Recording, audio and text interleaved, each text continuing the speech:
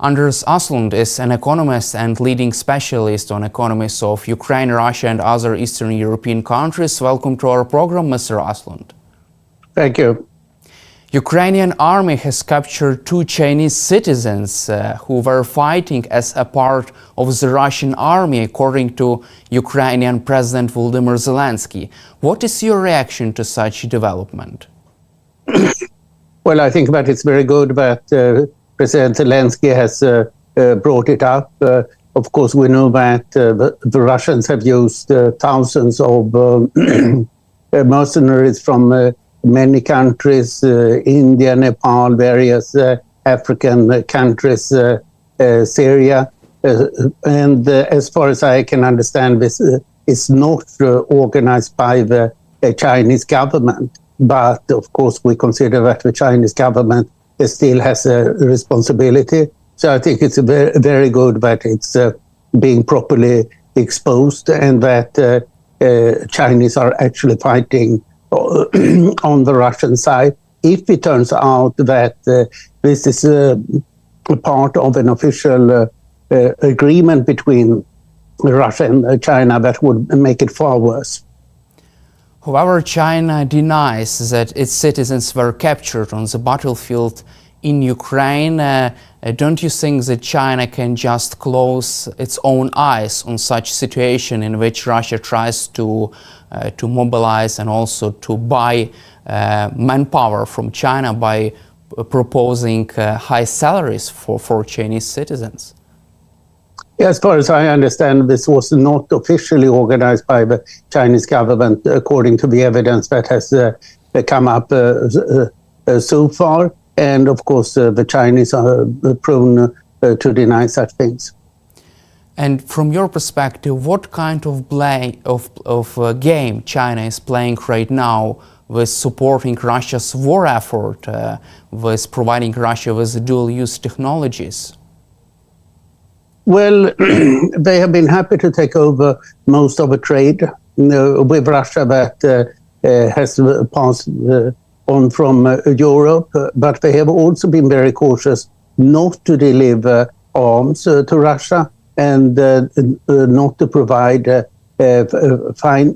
finances from the big Chinese companies. So it has been more low-level, more or less private activities.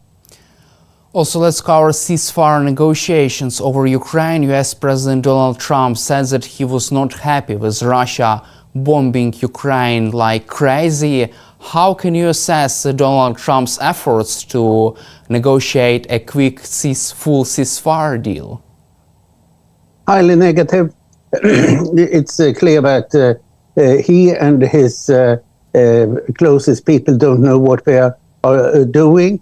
And my guess is that something like what happened with North Korea will evolve, that Trump will lose interest. The latest negotiations between Russia and the US appears to have been about reopening their embassies or getting them back to normal size, and not about the war in Ukraine. So, and we can see also that the negotiations that were supposed to take place have been postponed. And I think that nothing will come out of it. And the important thing for Ukraine is that U.S. military intelligence and logistic support is being maintained. So Ukraine does not want any agreement with the U.S., in particular not this big economic agreement that is completely extortionary and colonial in its nature. So Trump has simply seen this as an opportunity to enrich himself and his closest people at the cost of Ukraine. I find it completely unacceptable. And for Ukraine, the interest is not to disturb Ukraine and disturb the United States, too much, and at the same time not being forced into any agreement with the US, that the US would be able to impose any ceasefire on Russia. That's clear that that will not happen. This statement by Trump criticizing Russia was one single statement. It had no consequences whatsoever. So I think that we have to take a note of the fact that Trump supports Putin and admires Putin and couldn't care less about Ukraine. Also, however, Donald Trump is also threatening Russia with secondary tariffs and sanctions in case if Putin declines a full ceasefire offer. Do you feel that would it be enough to force Putin to a full ceasefire just by enforcing, just by making the sanctions and also enforcing secondary tariffs on goods from Russia? I don't think that this was a serious threat. I think that it was a need for Trump to cover his back because a vast majority of the Americans support Ukraine. And while Trump supports Putin and Russia. So I don't think that Trump will impose any sanctions at all on Russia. What I'm worried about is that that Trump is inclined to open up trade with Russia and abandon the sanctions. In particular, I'm worried about the freezing of Russian central bank assets in the West, which the West should seize to the benefit of Ukraine as fast as possible. This is a $300 billion. So as long as Trump does not do anything positive on Russia, we should be happy. Trump is simply an ally of Putin, and we have to take note of that fact. From your perspective, why does Donald Trump support Vladimir Putin? Does Russia have anything on Donald Trump, or is there any other reasons? I think that there are multiple reasons why Trump is so enamored with Putin and Russia, and it doesn't really matter which is the most important. Trump is an authoritarian and a kleptocrat, and he likes people who are authoritarian and kleptocrats. He lives in the 1890s. He doesn't believe in alliances. He believes in great powers that are expansionary. He wants Greenland, Canada, and the Panama Canal, and therefore it seems natural to him that Putin wants Ukraine, who happens to live there, is not really of any interest to Trump. Trump went to Russia the first time in 1987, and there are many suggestions that he was recruited as some kind of asset, Russian asset, at that time. He was bailed out by the Russian fertilizer oligarch Dmitry Rybolovlev in a housing deal that gained Trump $50 million in Palm Beach in 2008, when Trump was in big trouble. Trump has probably sold about 1/3 of his condos in New York and Miami to Russians, and his business trick has been not to ask any questions and accept all dirty money. And of course, the Russians helped Trump massively in the election in 2016 through hacking and disinformation. So Trump has all reason to like Putin and Russia and oppose Ukraine. That is a free democratic country. So you believe that Donald Trump could be a Russian asset recruited long time ago by the Russian security services? There are strong allegations about this. I have no particular view of it, but of course I read what is there. And given Trump's lifestyle, and that he has been in Moscow repeatedly and in connection with women. It would be very surprising if the Russians don't have sex films with him. These are standard procedures in Russia that put people in embarrassing situation and film them. So it would be very surprising if they don't have that on Trump. Let's also cover Donald Trump's tariffs. US President Trump says that he is applying a 90-day pause on new tariffs against all countries except China. At the same time, he announced that he was raising tariff rates on China to 125%. What are the consequences of such decision of Donald Trump, and what could be the reason of his U-turn, of his reversal of such tariffs? Let me start with his idea of tariffs to begin with. There's no basis for it whatsoever. Trump is talking about trade balance and trade balance only. The US has a negative trade balance, but it has a huge positive service balance. If you add them together, you get the current account balance, which is negative, but not enormously so. Why is it negative? Because the US saves too little and lives on resources of other countries. So it's not other countries that are taking advantage of the US, it's the US that is taking advantage of other countries.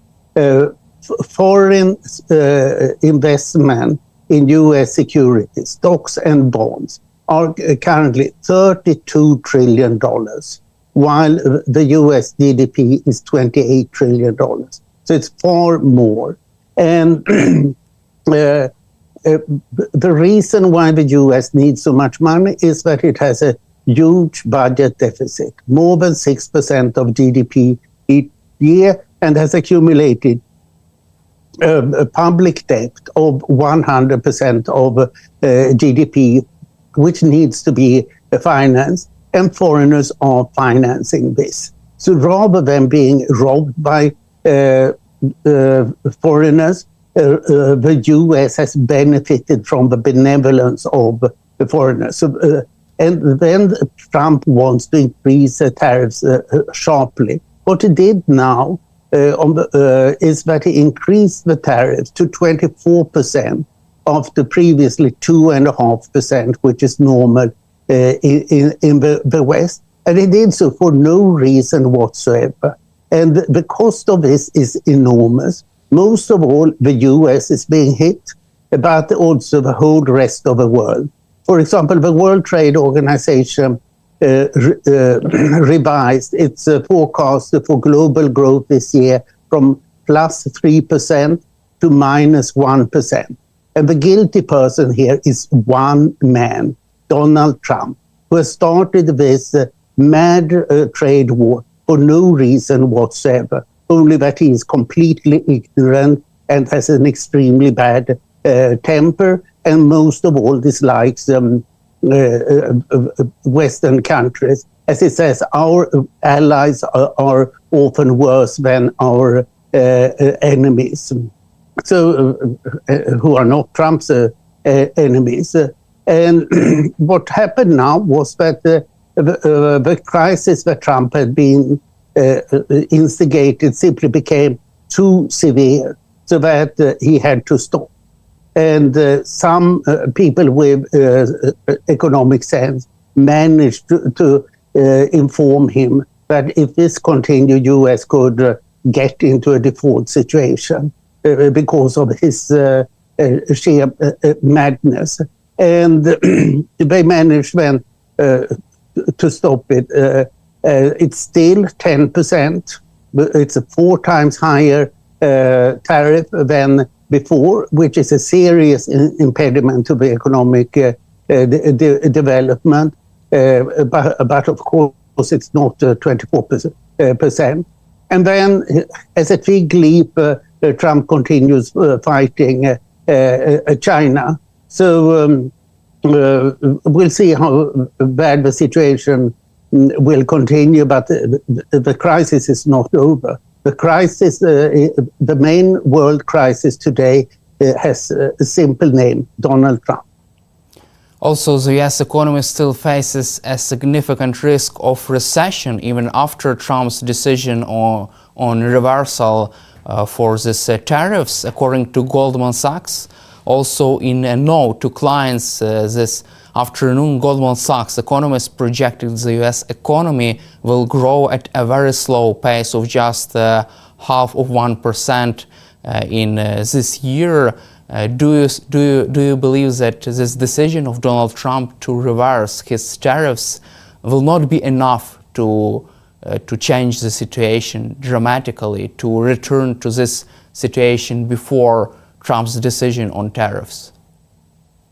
I don't think that it's enough. I think that the US is likely to have negative growth this year, and we are now also seeing that the US and the US dollar are no longer seen as safe havens. People put their money in Switzerland, Japan, Europe, even China, rather than in the US and the US dollar has fallen so far this year. And what was particularly noticeable was that there was a sell-off of US treasuries rather than purchases of US treasuries, showing that some investors are really worried about the sustainability of US public finances in the longer run. So I think that the US will be in crisis as long as Trump is president. And this is a very serious situation. And an additional element here is that Trump loves chaos. He loves uncertainty.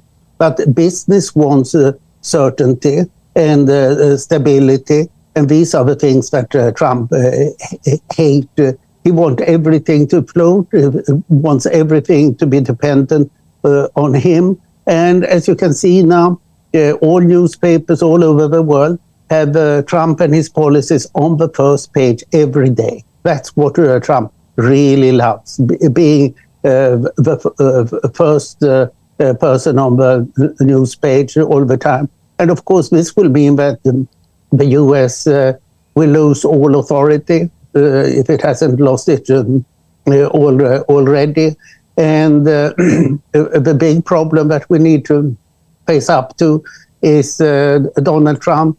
The natural thing would be that he gets impeached a third time, and that a big part of the Republican Party really moves with him. But the Republican Party in the United States now have become a personality cult, or if it's not a personality cult, then it is Republicans that are so afraid of Trump, because he's quite vicious when he goes after somebody, and therefore they dare not oppose him.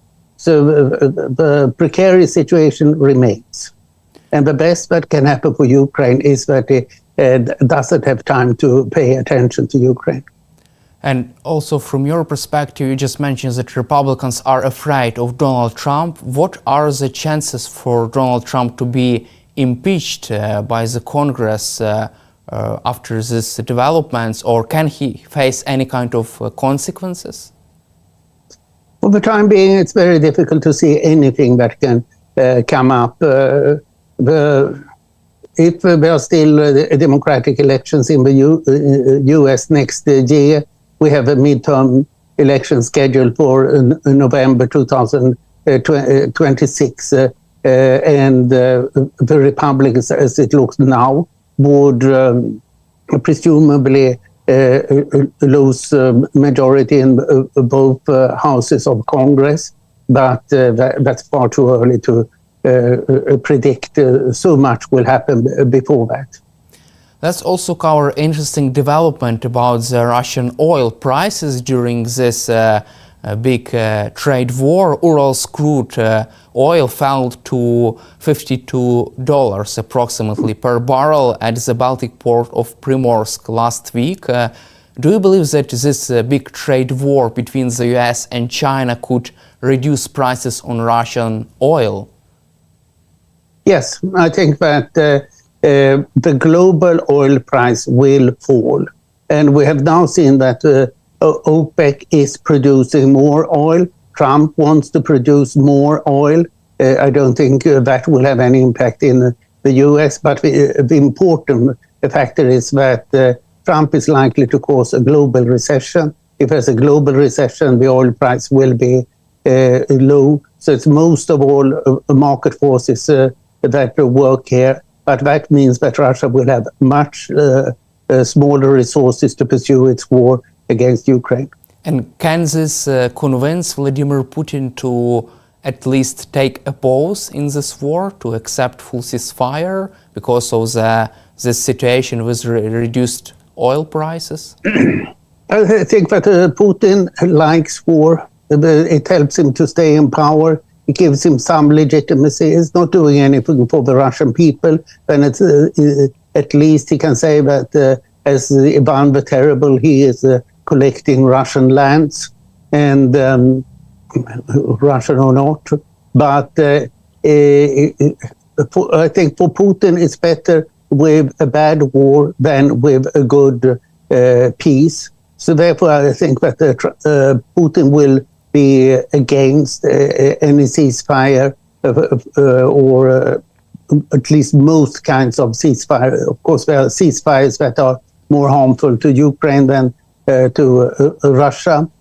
But it will make it more difficult for him to pursue the war. Ukraine needs financing and money and technology to win the war. And also, let's cover our final topic, the trade war between the US and China. Chinese officials say that they will fight to the end. Also, the economist predicts that China's leaders believe they could win this trade war against the United States. Don't you think that China has more chances to win this trade war? Since Trump doesn't know what he's doing, he's unlikely to win anything. And he's like the school bully who gradually grows up, and all of a sudden the other kids have become more sensible, so they don't accept the bully any longer. What Trump is doing is that he's isolating the United States, while China is trying to keep all doors to the rest of the world open. There's no general trend towards protectionism in the world. It's Trump that is pushing protectionism in the US. And in the US, protectionism is much easier to accept because it's, after all, 1/4 of a global economy. So the US can do a lot internally and doesn't feel as dependent on foreign trade as virtually all other countries in the world. So what I see is that we have a ever freer market in the rest of the world, and then we have the US, where Trump is drawing up the bridges and isolating the economy. And obvious victims here will be the big US high-tech companies. Apple produces 90% of its iPhones in China. Now they will become excessively expensive, so this will be a devastating blow to Apple. And it looks similar with many other of the big US companies. It's US companies that will suffer from Trump's policies as long as he will be allowed to pursue these highly detrimental economic policies. And as long as Trump devastates the US, also think of his anti-immigration policy. He wants to deport 240,000 Ukrainian political refugees here. And he is going after science and research and the big universities.